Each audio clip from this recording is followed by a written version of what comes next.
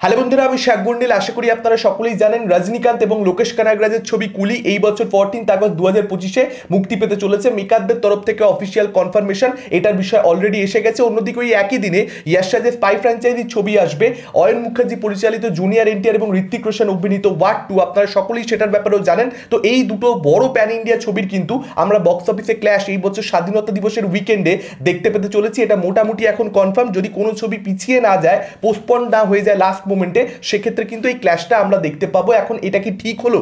আমার মতে কিন্তু একেবারেই ঠিক হলো না, এবং মেনলি ঠিক হলো না কুলির জন্য।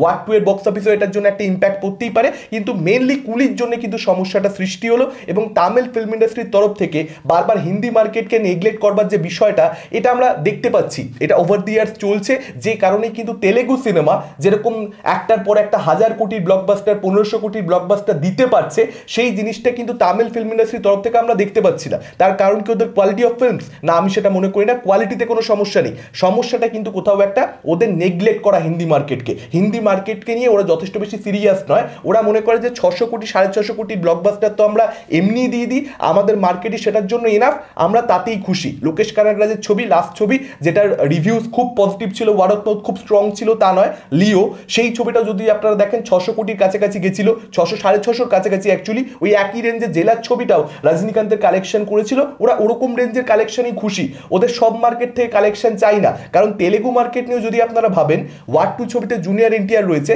খুব স্বাভাবিকভাবেই নাগার্জুনা রয়েছে কুলি ছবিতে, কিন্তু সেটার যে ইম্প্যাক্ট তেলেগু মার্কেটে থাকবে বা যে হাইপ বিল্ড করতে পারবে, তার থেকে অনেক বেশি হাইপ জুনিয়র এনটিআর এই মুহূর্তে থাকবে তেলেগু মার্কেটে। যেখানে ওয়ার 2 কিন্তু তেলেগু মার্কেটও এগিয়ে থাকবে, শুধুমাত্র হিন্দি মার্কেটে নয়। অর্থাৎ এটা পরিষ্কার হয়ে যাচ্ছে, তেলেগু মার্কেট হিন্দি মার্কেটে ওয়ার 2 অনেকটা এগিয়ে থেকে শুরু করবে, এবং এই দুটো মার্কেটে কিন্তু কোথাও একটা কুলি ছবিটা অনেকটা পিছিয়ে শুরু করবে। শুধুমাত্র বক্স অফিস কালেকশন আমি বলছি না, আগে তো প্রপার শোজ পেতে হবে। প্রপার শোজ পাওয়ার ব্যাপারটা এখানে এই মেকারে কি এনশিওর করছে? দেখুন, তামিল ফিল্ম ইন্ডাস্ট্রির যা ইতিহাস, তাতে করে সেটার ব্যাপারে আমি নিশ্চিত হতে পারছি না। লোকেশ কানাগের যে লিও ছবিটা, যেটার হিউজ পোটেনশিয়াল ছিল, খুব একটা ভালো রিভিউজ না থাকা সত্ত্বেও কিন্তু সেই ছবিটা অ্যাকচুয়ালি দারুণ কালেকশন হিন্দি মার্কেটে করতে পেরেছিল প্রপার রিলিজ ছাড়া। মেকারদের এন্ডে কোথাও একটা ওটিটি ডিলকে নিয়ে নানান রকমের সমস্যা ছিল, যে কারণে তারা সঠিকভাবে রিলিজ দিতে পারেনি। টপ 3 ন্যাশনাল চেন্সে মুক্তি পায়নি, শুধুমাত্র সিঙ্গেল স্ক্রিনে মুক্তি পেয়েছিল। তারপরও 30 কোটি টাকার কাছাকাছি কালেকশন গেছিল। কিন্তু সেই জিনিসটা দেখেও কিন্তু তামিল ফিল্ম ইন্ডাস্ট্রি কোথাও একটা হিন্দি মার্কেটকে নিয়ে সিরিয়াস নয়, তারা ট্যাপ করতেই চাইছে। আর যদি তাদের মধ্যে কোনো পরিবর্তন এসেও থাকে, যদি তারা এবারে ইনশিওর করতে চায় যে না, প্রপার স্ক্রিনস নিয়ে কমসে কম 1500 স্ক্রিনে তারা হিন্দি মার্কেটে মুক্তি দেওয়ার প্ল্যান করছে, তাদের ডিস্ট্রিবিউটার সেটা ইনশিওর করবার চেষ্টা করছে হিন্দি মার্কেটে, যদি সেরকমটা হয়েও থাকে, তাহলেও কি সেটা করতে দেবে ইয়াশ রাজ? বা ইয়াশ রাজ ওয়ার 2 আনছে, স্পাই ফ্র্যাঞ্চাইজির ছবি, ঋত্বিক রোশন রয়েছে, জুনিয়র এনটিআর রয়েছে, একে অপরের বিরুদ্ধে তারা লড়বে। এটা কি হাইপ বিল্ড করবে? বুঝতে পারছেন? হিন্দি মার্কেটে ছবি যদি অ্যাভারেজ রিপোর্টও আসে, তাহলেও দেখবেন বড় ব্লকবাস্টার হয়ে গেছে। আর ভালো রিভিউজ চলে এলে তাহলে তো ছেড়েই দিন। যদি ছবি খারাপ হয়, ডিজাস্টার হয় একদম, যে ছবি দেখে সবাই হল থেকে থুতু করতে করতে বেরোচ্ছে, তাহলেই কুলির হয়তো চান্স থাকবে। অ্যাভারেজ ছবি যদি ওয়ার 2 হয়, তাহলেও কুলির কোনো রকম চান্স আমি তো হিন্দি মার্কেটে অন্ততপক্ষে দেখতে পাচ্ছি না। ইনফ্যাক্ট তেলেগু মার্কেটেও জুনিয়র এনটিআর যেরকম পারফরমেন্স দেবার মতন একটা অ্যাভারেজ ছবি করতে পারছে, তাতে করে আপনি নিশ্চিত থাকতে পারেন যে তেলেগু মার্কেটেও কিন্তু ওয়ার 2 এর খুব ভালো ওপেন করবার সম্ভাবনা থাকছে, এবং সেটা কুলিকে কিন্তু বিশাল লেভেলের একটা চাপ দেবে।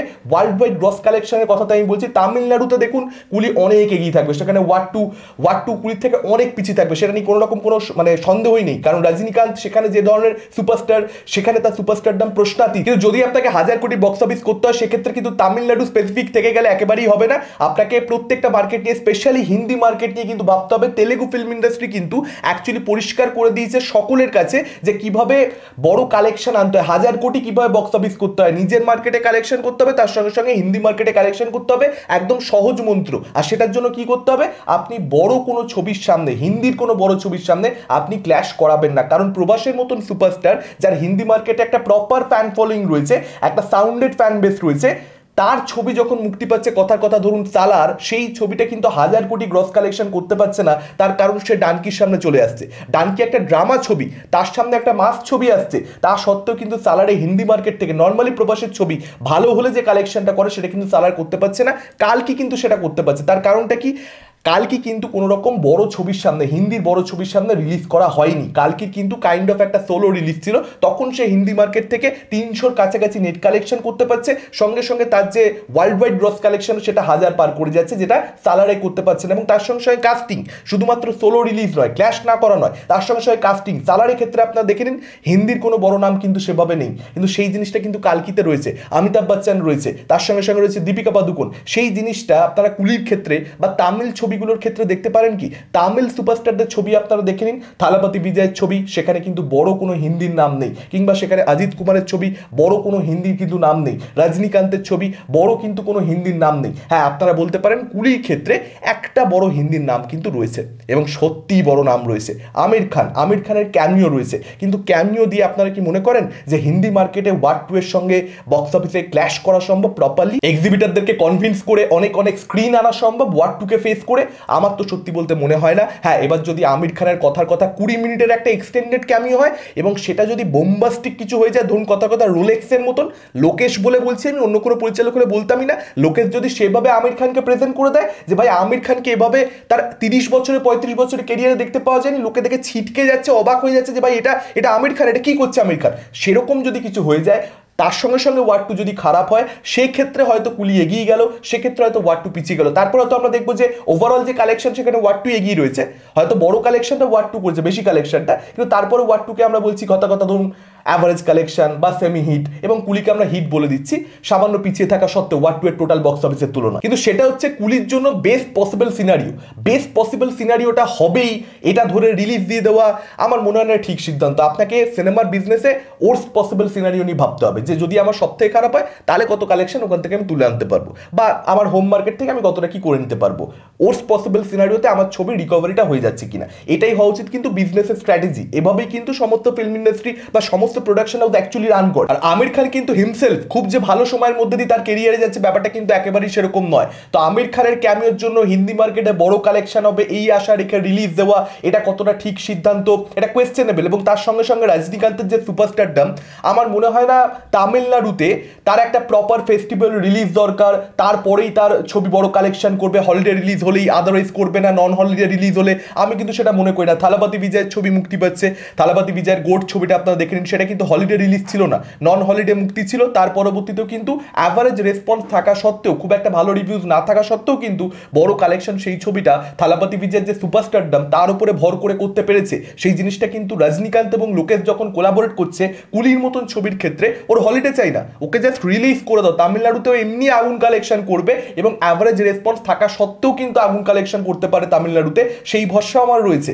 তাহলে আমার মনে হয় যে 14 আগস্ট আলাদা করে সেখানে রিলিজ দিয়ে তামিলনাড়ুর থেকে এক্সট্রা বক্স অফিস হবে, এই উদ্দেশ্যটা মানে আমার মনে হয় যে একটা নর্মাল দিনে আসো, সেক্ষেত্রে হয়তো তোমাদের টার্গেট এটা ছিল, কিন্তু তোমাদের প্যান ইন্ডিয়া সাকসেস নিয়ে ভাবতে হবে। তামিলনাড়ুর একটা ছবি সেটা 1000 কোটি গ্রস কালেকশন করবে এটা ভাবতে হবে, এবং সেক্ষেত্রে হিন্দি মার্কেটটা প্রয়োজনীয়। সেক্ষেত্রে তামিলনাড়ুর উপরে ট্রাস্ট করো যে নন হলিডে রিলিজ হলো সেটা একই কালেকশন আমাকে এনে দেবে, বরং তুমি কি করলে অ্যাকচুয়ালি হিন্দি মার্কেটে সাকসেস আসবে বা তেলেগু মার্কেটে সাকসেসটা আরো বড় করে আসবে, যেটা নর্মালি কুড়ি ছবিটার আসবে একটা রেঞ্জে, তো কালেকশন তেলেগু মার্কেট থেকে অবভিয়াসলি আসবে, সেটা আরো বড় করে আসবে, সেটা নিয়ে ভাবাটা দরকার ছিল। তো এখানে মেকারদের এন্ডে কোথাও একটা এগেন ভুল হচ্ছে, কিন্তু তারা এটাকে ভুল ভাবতে প্রস্তুতি নয়। এত বছর ফলো করে আমি যেটা বুঝতে পেরেছি তামিল ফিল্ম ইন্ডাস্ট্রিকে, ওরা সেই বললাম আমি ভার মেয়ে যায়, হিন্দি মার্কেটে রিলিজ দিচ্ছি, কালেকশন করলে ভালো, না করলে আরো ভালো। আমার তামিল মার্কেট রয়েছে, ওখান থেকে যে কালেকশন হয়ে যাবে আমরা খুশি আছি। তবে এই যে অ্যাপ্রোচটা, এটাকে প্রশংসা করা যায় না। আপনি আরো বড় কালেকশনের দিকে এগোবেন, আপনি আরো আপনার মার্কেটটাকে বড় করতে চাইবেন, শুধুমাত্র ওভারসিজ